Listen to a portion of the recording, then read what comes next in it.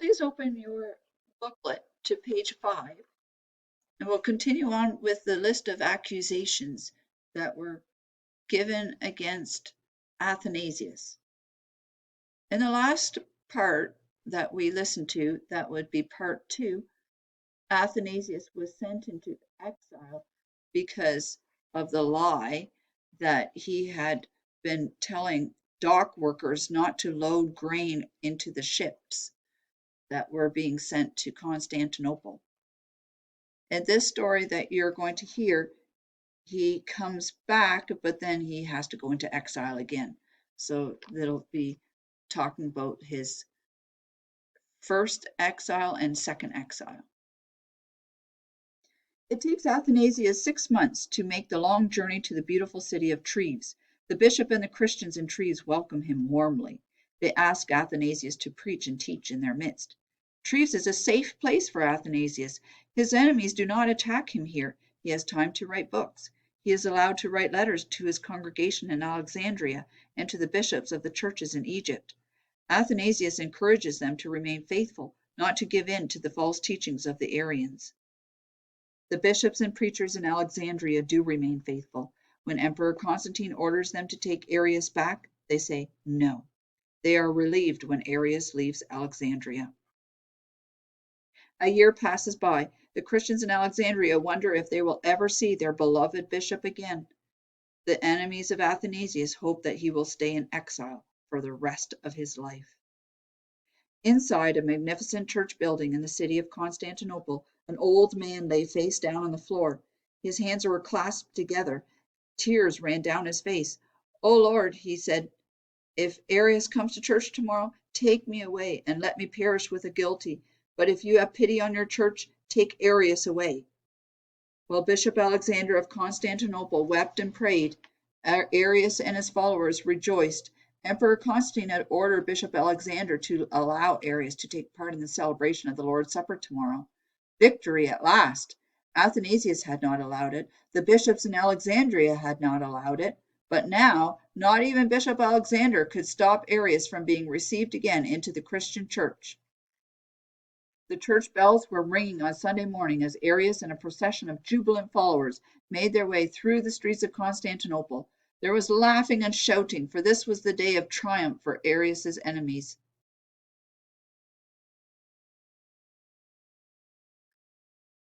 Over Arius's enemies. Arius's face was paler than usual. His steps began to slow, and his face twisted in pain. Just before the procession reached the church, he said to one of his companions, "I do not feel well. Please excuse me." Arius left the procession. His puzzled followers waited for him, but he did not return. At last they grew worried and began to search for Arius. When they found him, it was too late to help him. Arius was dead. Athanasius hears the news in Treves. He knows that the death of Arius is not the end of the struggle. There are thousands of Arians in the Roman Empire. Then comes news that changes everything for Athanasius. Emperor Constantine is dead.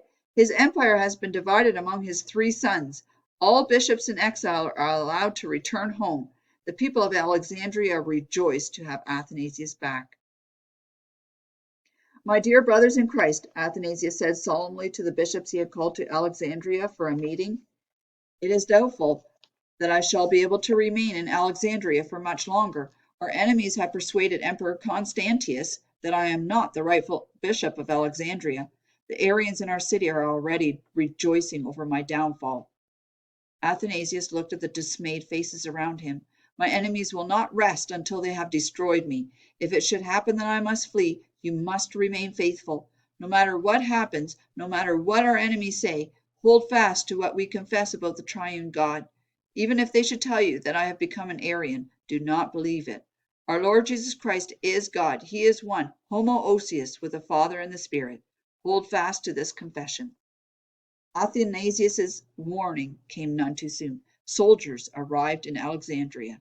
They marched straight to the bishop's residence. In their midst rode Gregory, the new bishop of Alexandria.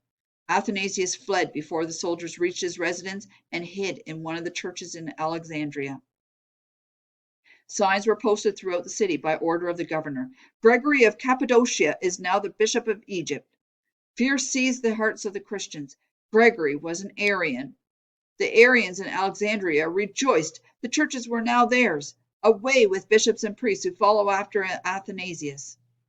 The governor of Egypt stirred up the heathen people of Alexandria to help the Arians and the soldiers take over the church buildings. Excited mobs of pagans burst into the churches with swords and clubs to beat the Christians, to steal, and to destroy. The soldiers searched for Athanasius in church buildings and in the homes of Christians. When they could not find him, they arrested and tortured church members. Athanasius was not to be found anywhere in Alexandria.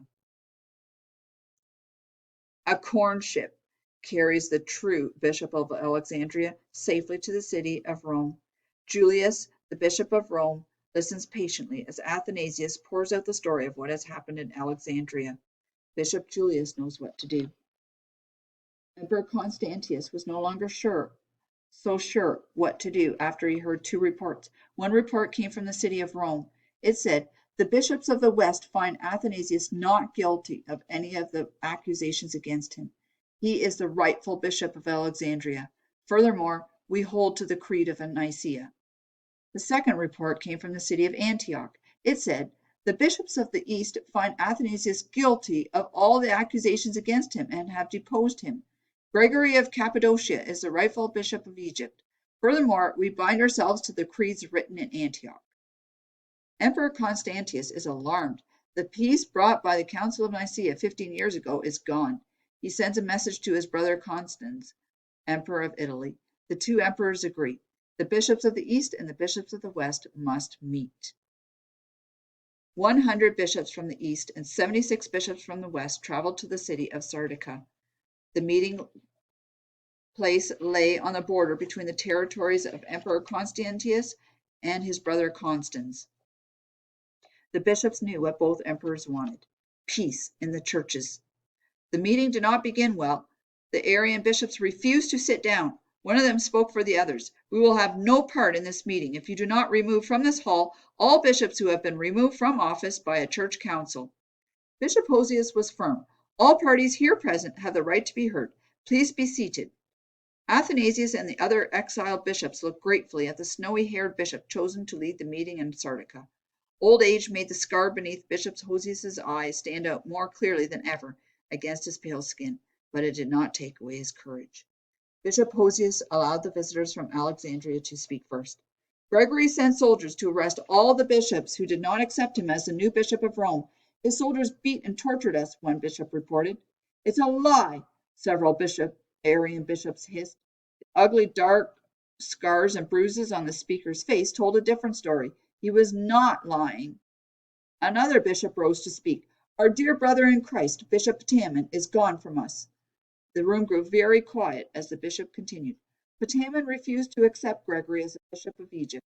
For that, the governor's soldiers beat him with rods. Bishop Ptamen remained faithful to death. All the Arian bishops stood up. They had heard enough. As one man, they rushed out of the building to find a meeting place of their own. Saddened by the news from Alexandria, the bishops turned to the charges against Athanasius: robbery, murder, magic, disobedience to the emperor and to the laws of the church. Witnesses spoke up for Athanasius. All of the accusations were based on lies. Athanasius was innocent.